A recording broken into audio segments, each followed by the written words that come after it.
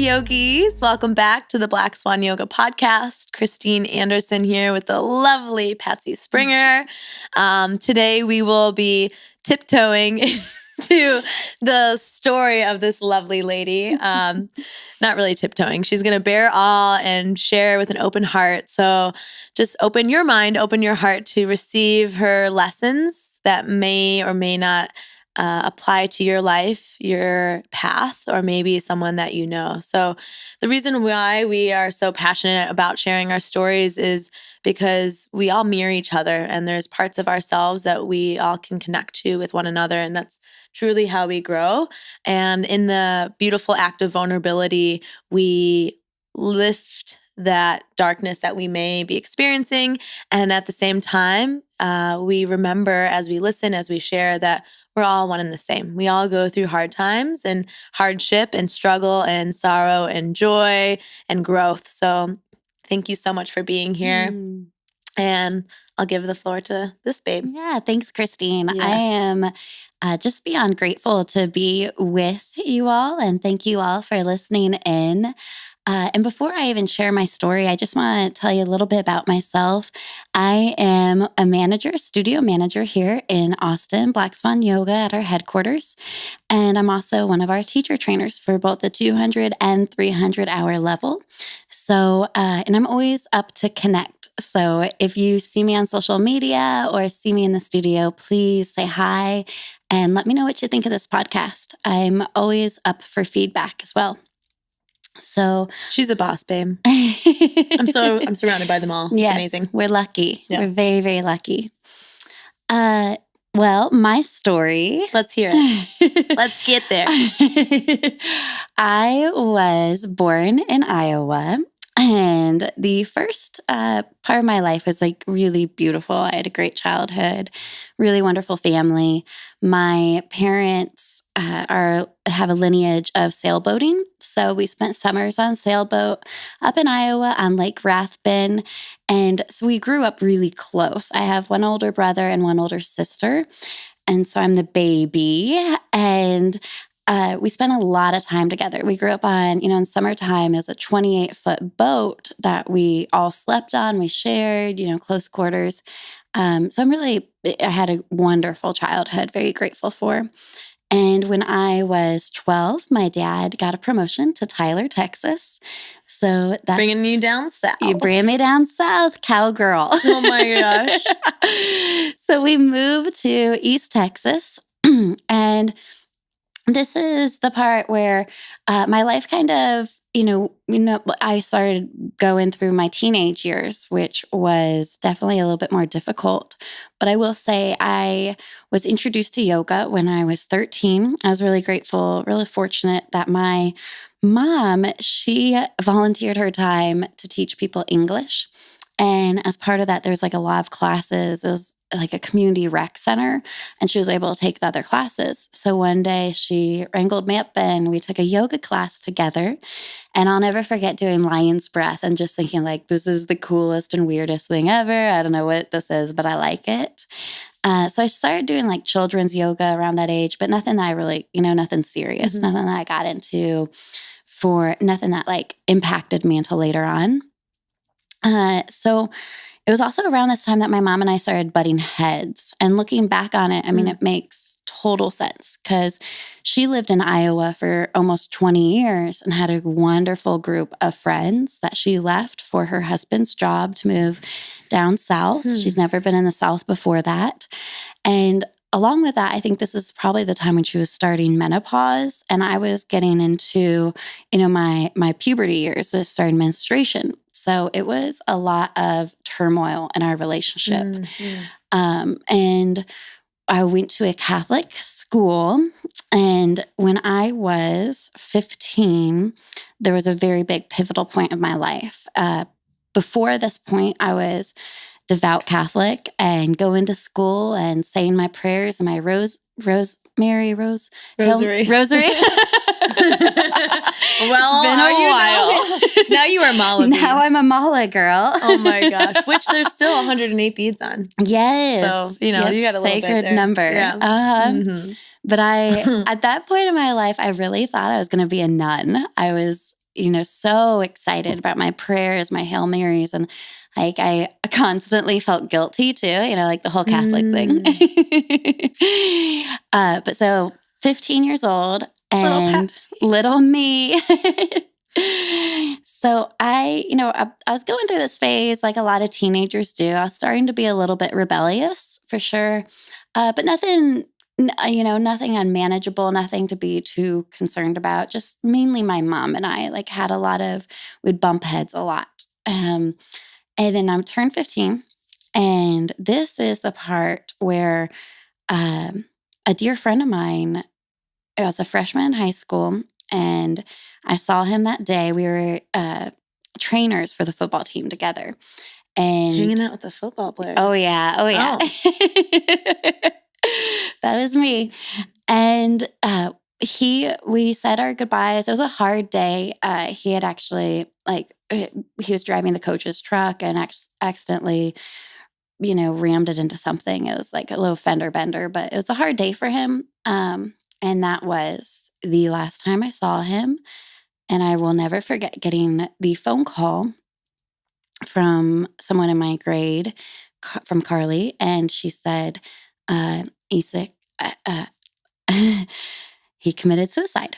And I just fell to my knees immediately. And there was like a huge pivotal point in my life of death. It was the first time, besides like my grandparents who had passed away, it was the first time that someone close to me and choosing to say goodbye to this life.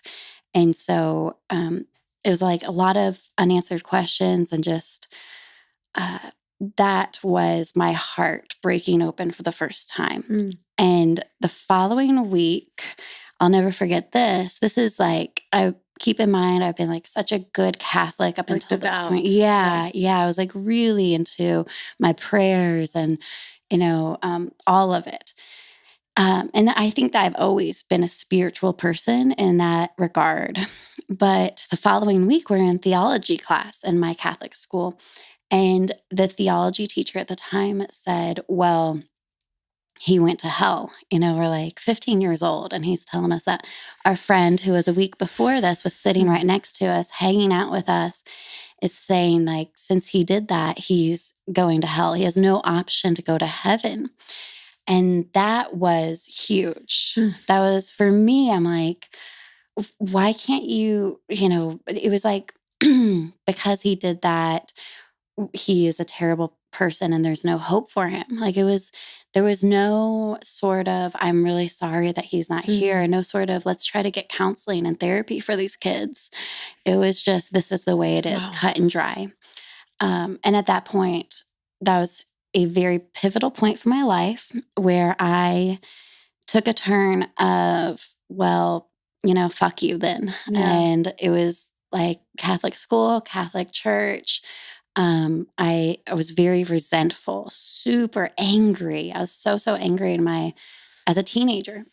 So I'm curious to pause you for a second. So when your friend took his life and knowing that you saw him that day, what were yes, you said you fell to your knees, but how were you coping through that period of time? Did you go to counseling? Was it something that you felt, did you feel any guilt or shame of I wish I said something or did something? Yes. Yeah, for sure.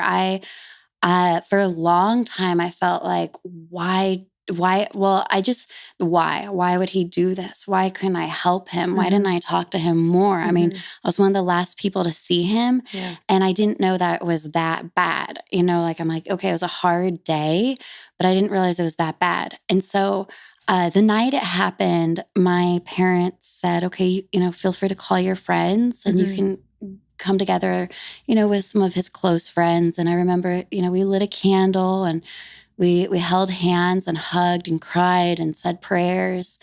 And then at school, they did have a mass in his name and his honor. And, that was very respectful. I remember going to his funeral, and I remember little things that he would send me. For instance, we had a song that we listened to often as trainers for the football team, and that the morning of his funeral, I swear to you, my radio turned on its own and the song was on there. Yeah. We just got the chills. Yes. There's certain things like in my life where I feel like, oh, that's him. Like I know that that's him.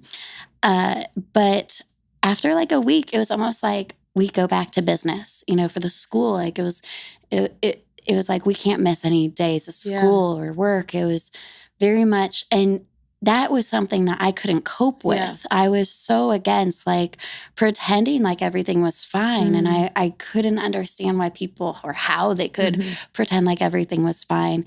And now as an adult, I do get that people cope differently.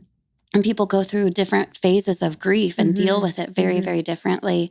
But then I think I just got so angry, very, very angry. I was pissed off, really. And that caused more, heartache between my mom and I. We were seldom communicating at this point, So I'm really fascinated, before you dive into that, that they didn't offer any counseling, especially at being 15. I think about myself at being 15 and not even really being able to understand what happened and why. I to interject for a moment, in college, one of my art professors, similar story. I was pretty close with him, and I had talked to him that day, and I remember him feeling a little off. And that night, he took his life. And it was very similar. I felt, like this wave of guilt of like, oh, I wish I said something. I wish I did something. And even then, and in my early 20s, I didn't know how to cope with it because it was something so, surreal. And just like all of a sudden. And the reason why I'm so interested is because the whole art department gathered us all and had counseling sessions and opened up. And then we had a service of prayer and love and kindness to him. So especially coming from a Catholic school, you would think they would be offering. We had, it was an open invitation to go see the brother who was at the school. But I will say the brother was probably in his 70s, and it was all, Catholic based of whatever advice he would give you. And it just wasn't this sense of how to cope, but more so it was, well, this is what, the Catholic religion says about it. Interesting. Yes. Okay. Yeah. So I'm really curious. So you were obviously had this anger, resentment towards the Catholic Church. How did that play into your experience with your personal relationship? Oh, yeah. It did. I think it played in with... with divine, with whatever. Oh, yeah. I never lost my faith. I'll say that. But it was almost it brought me to this place of knowing a different God than what I grew up with. And it's all the same, but I grew up with this, as a Catholic, a strict God that judges you. And if you do something wrong, then you are either you go to heaven or you go to hell, And it was this, it brought me to this place of well, the God that I want to know is very loving, forgiving. And, it's something where my friend isn't in this burning place, it really made me question my own beliefs. And it also made me, go into this place of I think later on, I would say my relationship with God, the divine, the universe of that it's in all of us. And it's not just this magician, you know what I mean? And I'm not saying this in regards to poke fun at anyone's religion or your beliefs, but this is just my own experience and what I went through. Yeah. I would definitely say that's pretty transformative. Yeah. Yeah. Yeah. And I don't think I understood exactly why I was so pissed off at the time. I just knew that I was. I remember feeling like an activist, we have to do something about this, this is, and I think that made me even more of a kind of an outcast in the Catholic community of, oh, she's just acting up, she's a bad girl. Yeah. Wow. Yeah. Yeah. So my senior year of high school, I'm still at the Catholic school, but the turmoil between my mom and I just keeps, is very Tumultuous. tumultuous. Yes. Yeah. It was a difficult time for both her and I. And so I decided my senior year, I was 18, that I moved out and I was living with my boyfriend at the time. And that lasted a couple of weeks before they called me into the office and, private school. And my parents were there and they said, if you want to graduate with this class, and I'd been with this class since 5th grade, since moving from Iowa. And they said, if you want to graduate with this class, senior year, it's the fall. They said, you have to move in with your parents. And they said, if you don't, they gave them an ultimatum. If you don't, then you have to go to a different school. And again, in my eyes, I'm thinking, you know what? We're having some family difficulties. Yeah. And this is how you handle it? Because they said that we are a family-based school and you need to live with your parents. And it just, it wasn't helpful. They weren't providing any support, resources. Yeah. Correct. Yeah. That was probably the least helpful thing that they could do. It was really awful looking back on that. So I ended up, I didn't go back to living with my parents because we just were not, we weren't there. Oil, water type of situation. Yes, big time. So I ended up breaking up with the boyfriend at the time. And that was a period right before Christmas. I think it was in November or early December. It was a week where I was actually homeless. And that's how pissed off I was at my mom. And, just end the life, myself. I was just pissed. But I was also stubborn. I would rather sleep on concrete than to go into a home that I felt like was not, good for me or good for anyone else. I was so tired of fighting. I was so tired of fighting because we had fought for at this point, I think 6 years, just all the time. Yeah. Draining. Yeah, absolutely. And confusing too, of that point in my life. I don't know what the fuck's going on, but I thought I did. Of course. So that was just a short period, but it gave me grace to understand that things are just as they are for that time. Things are not permanent, and to keep in mind that when we go through hardships, keep your head up, keep your head up. So anyways, I went to the public school and then I also moved. So you moved real quick. So you were homeless and then what was the point of return? What was the prodigal moment for you? My cousin Patty came to visit and we had always been really, really close. I know. We're the two peas in a pod. Oh, she's always been, one of my best friends, and our moms are twins too, and we're born 6 months apart. So if you look at our DNA, it looks like we're half siblings. Wow. Yeah. Beautiful. Yeah. So I remember her coming to visit, and we met up outside the mall, and we just had a long conversation, and it was just one of those things of I have to have some sort of give. And so my little bit of give was my dad had talked to his best friend who had a freshman daughter at the public school in Tyler. And so they brought me in. I was going to I finished out my senior year living with a family friend and feeling like I kind of had this little sister with me. Kind of independent. Yeah. Oh, yeah, exactly. And that's what I was craving, was that independence for so long. And so I would go to school. He would drop me off at school with his freshman daughter. And then I would walk to this place. It was called Panini's at the time. It was a little restaurant in Tyler. And I would work there as a cafe restaurant. And then I'd walk home. And looking back, I'm like, wow, like I've always been a hard worker. And I remember that. Like, I'm like, I finished school. I was working full time. And I still are a hard worker. Thank you. Yeah. I love working. Yeah, I really do. Yeah. So let's see. That was senior year. Am I forgetting anything? And then what was your relationship with your mother at this point in time? It was on the mend. Okay. You know, she was pretty upset with me for not moving back. And you know, looking back at the whole situation, it's like I get her point of view. Yeah. You know, being in it, it was really difficult for me to see someone else's point of view. But I think hindsight, always 2020. We're totally 100%.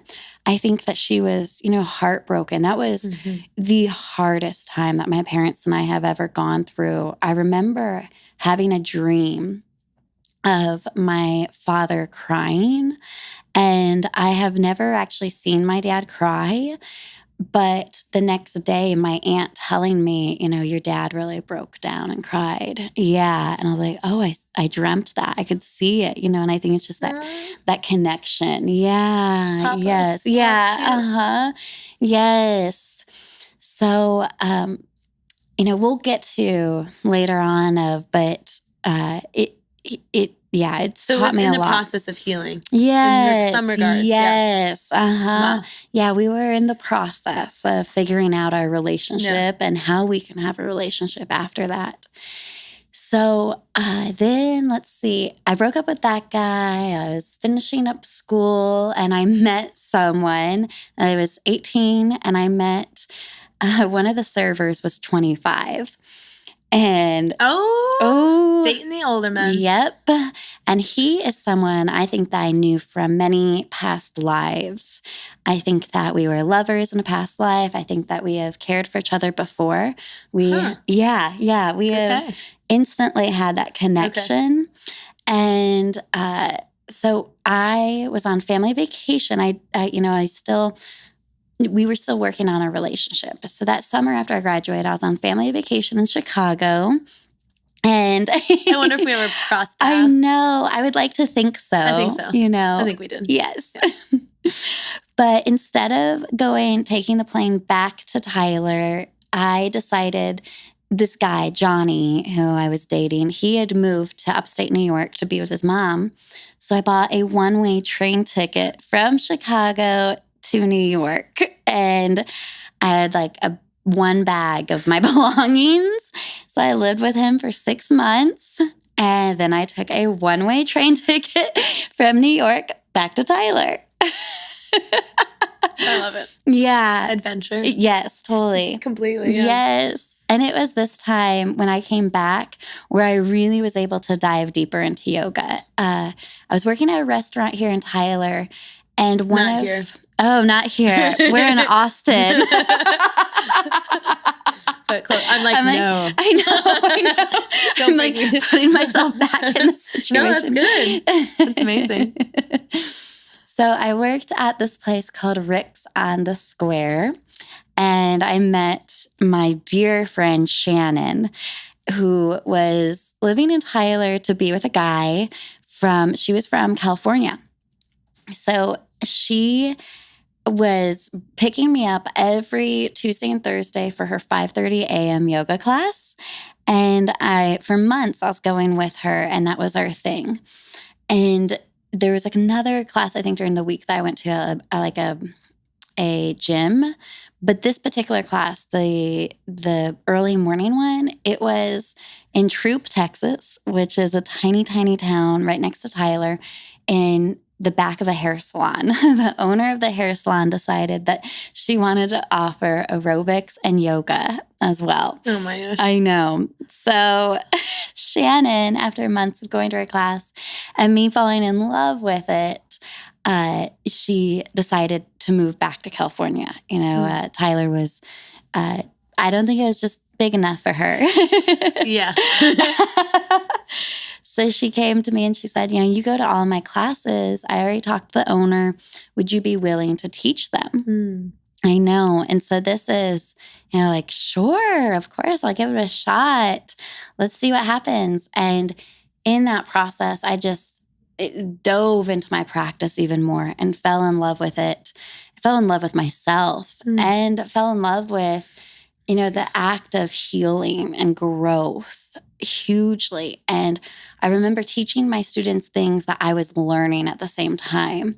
And it was kind of this thing of when you never quite, if you want to do something, sometimes it feels like you're not quite ready for it, or I haven't had enough education, or in my case, I'm not certified at that point. But I just went for it, and I was researching every night. I was grabbing my books and getting online of everything yoga. I just really, fell in love with it. Yes. And, in small East Texas at this point, it was like the joke of, well, what's that yogurt that you're doing? It was still so new. So let's see. I was teaching in Tyler, and then I started teaching in gyms in Tyler. And I helped open the first yoga studio in Tyler. I was a teacher at the time for the first yoga studio there, and that was exciting. And then I remember this point, it was, after high school, and I was going to junior college at this point. I was an art student. Actually, I was a paralegal student for a little while. I know. I don't mean to laugh. Nun too. At one point, I was like, I'm going to be a nun. And then I decided I'm just going to be a little shit in my teenage years. And then I'm like, I'm going to be a paralegal. And then I fell in love with art. The paths. Yes. Unpredictable. You got to explore. And you got to try it to know that you don't want to do it. And so I was going to junior college, and I was about to get my associate's degree. And I remember, my parents having that talk with me. Well, where do you want to go to your 4-year university? And all I could say was, I just love yoga. That's all I want to do. I just want to teach yoga. And I'm grateful that I have a degree. Don't get me wrong. It was really a great thing to do. But the whole time, I just have loved teaching yoga. And I will say during that point, too, is when my mom and I really were starting to build a better relationship. I mean, it's taken years, and it's taken forgiveness on both ends, but it's possible. I mean, through all of the pain and the heartache, I think that anything is possible if you can just open yourself up to that softness and healing. And a lot of times, it really, for me in my journey, it's been, I need to forgive for myself and not necessarily for you. But if I don't find that forgiveness, I'm going to stay hard and resentful. Yeah. So went off. I chose my university. I went to Texas State University down in San Marcos. And that is when Patty and I were roommates. Yes. That's really special. Yeah. Those were some very special years. I was the lead yoga teacher at the university at the rec. I created a program of yoga and spin. It was really a fun time in my life. And I love San Marcos, love floating the river. And I also became friends with Austin in the meantime, because we used to take little road trips up here. It's like a 30-minute drive to get to Austin. So that's when I realized, okay, after I graduate, I really do want to live in Austin. But I graduated, and there was a time of okay, I want to live in Austin, but I'm not sure that I want to move there right now. It's I want some space for myself. So I actually moved back in with my parents, and this is the first time in years. And that was really nice. It was hard, but it was hard in a different way.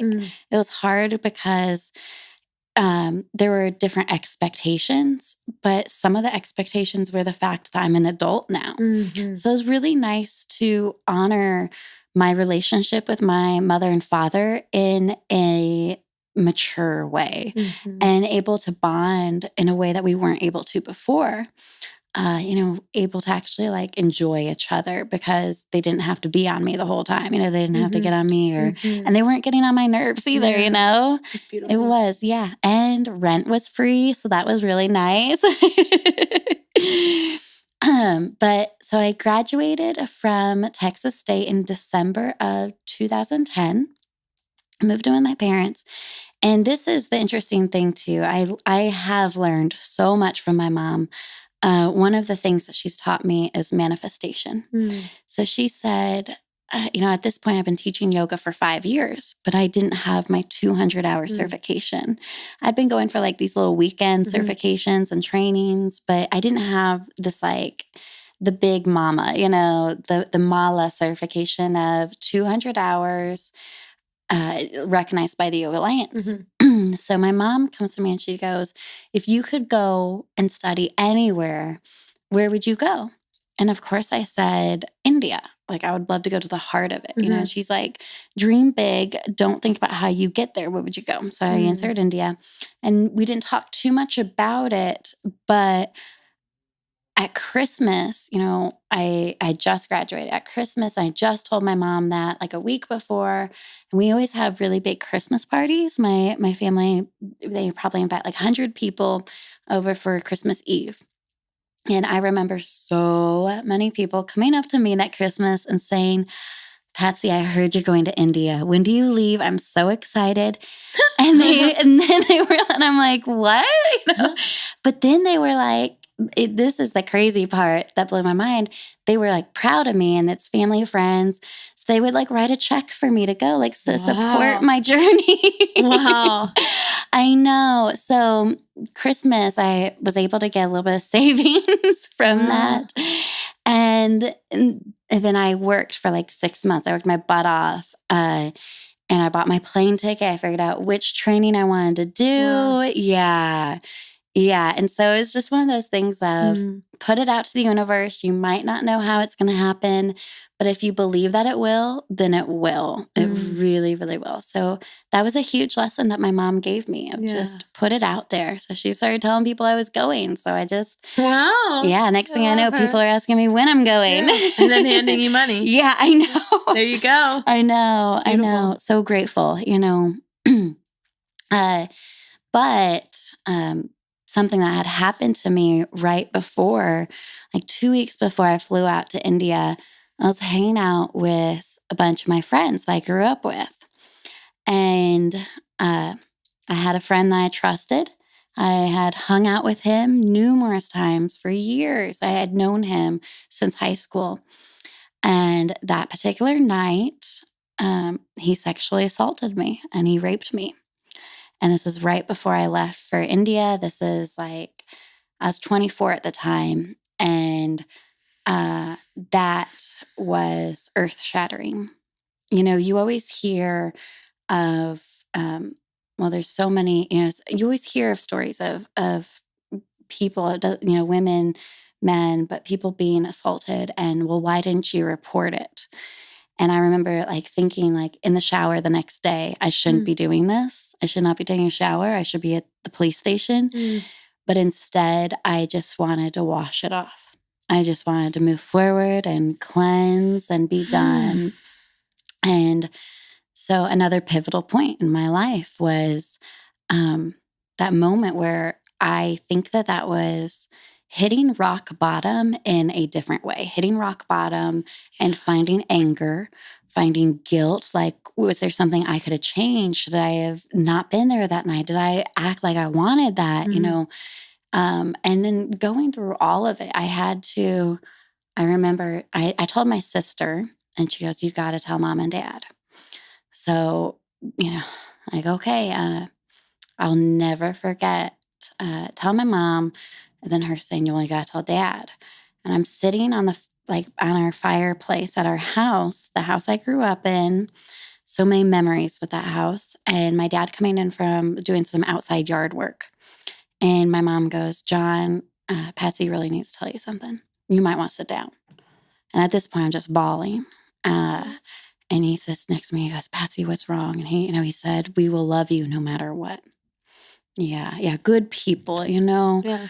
And I told him, and that's when I did see my father cry in real life. It's I think that was a very difficult thing for him to hear and to process. And so they got me into therapy. Mm. You know, they like, okay, you're leaving in 2 weeks. Let's see how many therapy sessions we can get before you leave. And then when I came back to deal with that, and that was like, that was like, okay. So I had the death of a friend when I was 15 and not knowing how to deal with it. And all of these like built up feelings and anger and just like pissed off and not knowing how to deal with it. That's like, it became this huge fire in my life. And then 20, I was about to be 25. I was 24 when it happened. Yeah. I never really put that together. But another huge, like earth shattering thing in my life happens. And now I have these tools. And it's like, yeah, that really fucking sucked, but I can deal with it. And I know how to move on in a positive way, you know, and I know that it's not going to be an overnight thing. It's going to take lots of time. Like for years later, I remember driving down the road and thinking about the person who did that to me and just getting so mad and bursting in tears, you know, just angry. But I had to search in myself for that other moment to find forgiveness, but not for him. I had to find forgiveness for myself to move on. And then also for my partner, you know, because I'm carrying all this anger with me. That was definitely causing pain between us on a lot of different levels. And so now it's one of those things also that I want to work with women. I want to work with women in different stages of their lives. You know, when we have children, how much we take away from ourselves to give to our children, but then do we get resentful of that? You know, like how can we find that balance of keeping up with ourselves? And then as children, as young ladies coming into the world, like how to empower yourself with these tools to hold your own, to be strong, and to know that, you know, we're going to go through pain, we're going to go through triumph, but there is ways and tools and methods that you can move on with freedom and confidence and space. Wow. Yeah. And so where is that forgiveness and freedom? Where is that coming from for you? Where did you find it? Where did you pull it from? Yeah, I would say I pulled it from my meditation and from my prayers. You know, being on my mat, the asana practice of it, the physical practice, it's like I build that tapas, that fire, and stoke the flame. And for me, it's like I can really like bang it out, like that anger. And then when I sit still with myself, it's like it's still there, but I can acknowledge it and breathe through it.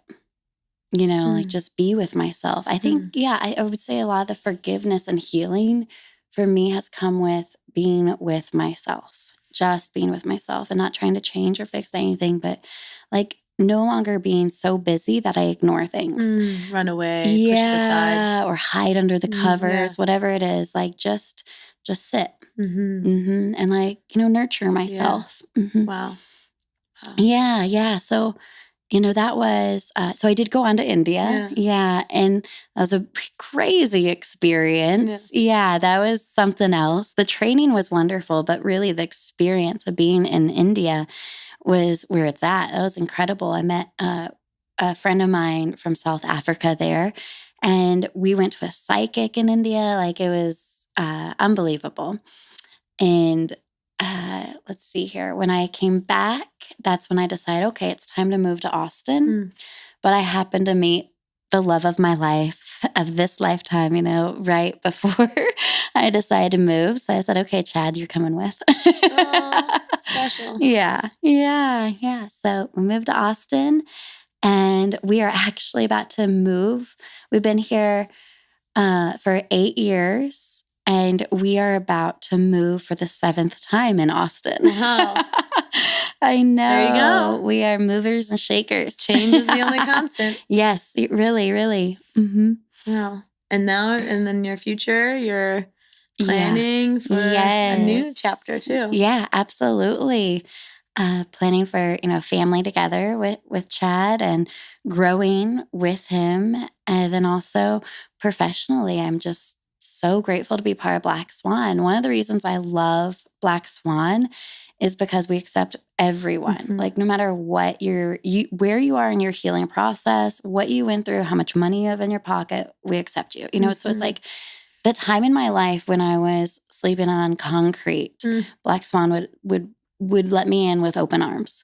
The time in my life when my mom and I were like having a hard time, they would, Black Swan would have open doors to both of us. It's like every stage of my life, no matter who I am, Black Swan would have opened it for me, and I see that in my students, the people that come in, it's like, I recognize you, I see you, let's breathe together, let's be together, because you don't have to do it alone. Yes. Wow.